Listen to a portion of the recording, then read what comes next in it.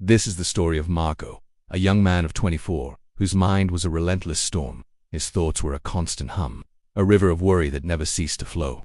He carried the weight of past sorrows on his shoulders, and the heavy burden of an uncertain future. His mind was a crowded room, with no space for quiet.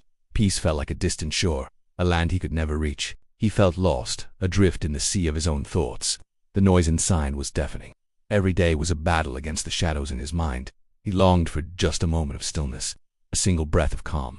Searching for an answer, for a way to quiet the storm, Marco journeyed far from his home. He traveled to a quiet, remote village, nestled among rolling hills. There, he sought a wise old man, a former psychologist, they said. Someone who understood the intricate pathways of the human mind. Someone who might hold the key to the peace Marco so desperately craved. He found the old man sitting peacefully under a large, ancient tree. His eyes held a deep sense of calm. Marco poured out his heart, describing the chaos within him, the constant restlessness, the feeling of being a prisoner in his own mind. The old man listened patiently, a gentle smile on his face. He didn't offer complex theories or profound words. Instead, he gave Marco a simple, curious task.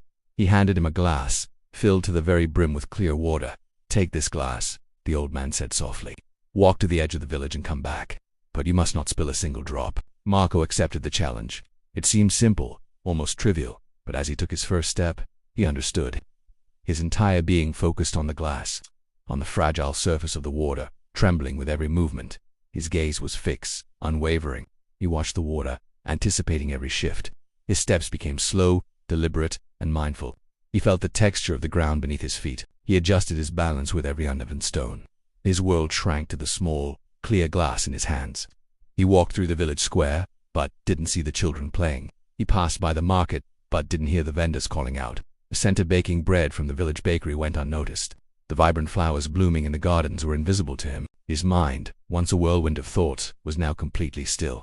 It was occupied by one single, clear purpose: do not spill the water. When he finally returned to the ancient tree, not a single drop had been lost. He looked at the old man, proud and a little confused. He had completed the task. But what was the lesson? The wise man smiled. "When you were walking," he asked gently, "did you think of your past sadness?" Marco shook his head. "No." "Were you worried about your future?" "No," Marco replied, the realization dawning on him. "While you were walking, was there any room in your mind for fear, or regret, or restless thoughts?" Marco stood in silence. There was none. The old man's voice was like a soft melody. "Your mind was focused entirely on the present moment, on the simple task of carrying the water. In that focus, in that presence, there was no space for anything else. The storm inside you disappeared, not because it was fought, but because there was no room for it to exist."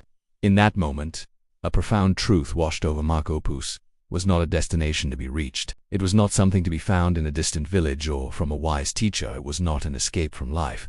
Peace was already here. It existed within him, waiting to be uncovered. It was found in the stillness of a mind fully engaged with the present. A glass of water was his life. To carry it with care, with full attention, was the secret.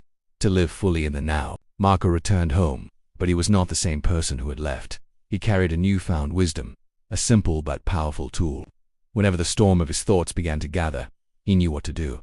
He would bring his focus back to the present moment, to the feeling of his breath, to the warmth of the sun on his skin, to the simple act of being. He learned to empty his mind, not by force, but by filling it with the present.